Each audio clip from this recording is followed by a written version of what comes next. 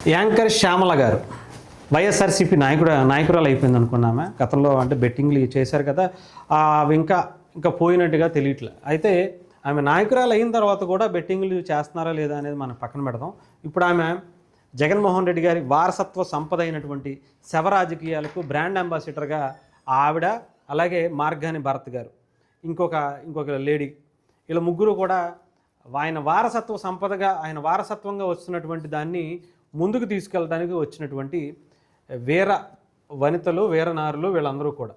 ఇకపోతే జగన్మోహన్ రెడ్డి గారికి సంబంధించి మనం గతంలో చాలాసార్లు చూసాం. ఇది ఆయన తండ్రిని అడ్డం పెట్టుకుని ఎలా వచ్చారో, లేదంటే ఆయన రాజకీయంగా ఎదగటం కోసం ఎంతమందిని ఏం లేపేసుకున్నారో ఇవన్నీ మనం గతంలో చూసుకుంటూ వచ్చాం. ఈసారి మళ్ళీ ఇప్పుడు భరత్ గారు అలాగే శ్యామల గారు కూడా అదే పందాన్ని కొనసాగిస్తున్నట్టుగా తెలుస్తుంది.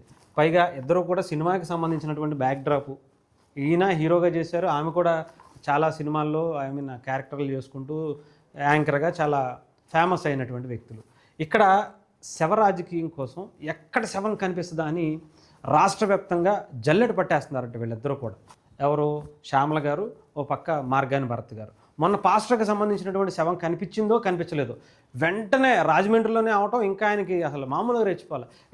అసలు టీడీపీ చేసేసింది, పవన్ కళ్యాణ్ చేసేసారు, కూటమి ప్రభుత్వంలోకి వచ్చిన తర్వాత శాంతి భద్రతలకు ఇది లేదు అది లేదు అనుకుంటూ. మన గతంలో చేసింది ఏంటి? మీరు ఏమన్నా సంఘ సేవ చేశారా? ఎంతోమంది దళిత నాయకుడైనటువంటి డాక్టర్ అయినటువంటి సుధాకర్ని గారిని చంపేసింది ఎవరు? పిచ్చోడిని చేపించేసింది ఎవరు? మాస్క్ అడిగిన పాపానికి అత్యంత హీనంగా హింసించింది ఎవరు? ఒక దళితుడిని డోర్ డెలివరీ చేసినటువంటి నాయకుడు భారతదేశంలోనే కాదు ప్రపంచంలో చేసినటువంటి నాయకుడు ఎవరు? ఏ పార్టీకి సంబంధించినటువంటి వ్యక్తి? ఇవి కూడా ఆలోచించుకోవాలి. ఇకపోతే ఇప్పుడు శ్యామల గారు కూడా తోరవడం, ఆవిడ ఎక్కడ చూసినా సరే ఆవిడ బయటకు వచ్చిందంటే శవం కనపడితేనే బయటకు వస్తుందట. శవం కనిపిస్తేనే ఆ శవానికి సంబంధించినటువంటి కార్యక్రమానికి ఏదో ఒక విధంగా వాళ్ళ రోడ్డు మీద యాక్సిడెంట్తో చనిపోయారా, ఓకే వద్దు మనం వెంటనే సరే దాన్ని చంపేశారు అందాం, వీళ్ళ మీద తోసేద్దాం అని దెబ్బకి మొత్తం బొక్కబోరలా పడ్డారు పాస్టర్ ప్రవీణ్ పగడాలకి సంబంధించినటువంటి దాంతో. ఏం మాట్లాడాలో ఎవరికి తెలియక ఇంకొక శవాన్ని మళ్ళీ వెంటనే ఎత్తుక్కుని దీని మీదకి వచ్చేసారు.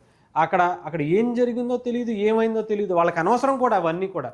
ఇది హత్యే, వాళ్ళు చంపేశారు, వాళ్ళు ఏదో చేసేసారు, వాళ్ళ మొత్తానికి ఇంకా ఊరుకోకూడదు, వీళ్ళని మొత్తం అందరినీ ఇది చేసేయాలి, కూటమి ప్రభుత్వం మీద తోసేయాలి అనే ప్రయత్నం. శ్యామల గారికి నిజంగా అటు జగన్మోహన్ రెడ్డి గారి మీద ఏంటో తెలియదు కానీ ఆయనలో ఉన్నటువంటి చాలా లక్షణాలు శ్యామల గారిలో కూడా కనిపిస్తుంది. ఎందుకంటే శవం శవం శవం శవం, ఇంకొకటి వేరే దృష్టే లేదట. కంప్లీట్గా ఓన్లీ శవం కనిపిస్తేనే తప్ప ఆవిడకి బయటకు కూడా రానంటుందంట. మరి ఇంకా ఇలాంటి రాజకీయాలకు ఇంక ఎన్ని చూడాలో ఏమో తెలియదు కానీ ఆవిడకి తోడు మళ్ళీ మార్గాని భరత్తో ఈయన కూడా తయారైపోయాడు. ఇక ఏం చేస్తారో తెలియదు. మొత్తానికి ఒక శవ రాజకీయాలకు పెట్టింది పేరుగా పుట్టినిల్లుగా ఉన్నటువంటి వైఎస్ఆర్సీపీ అంతా కూడా ప్రస్తుతానికి శవాల వేటలో, ఆంధ్రప్రదేశ్లో ఉన్నటువంటి శవాల వేటలో పడింది.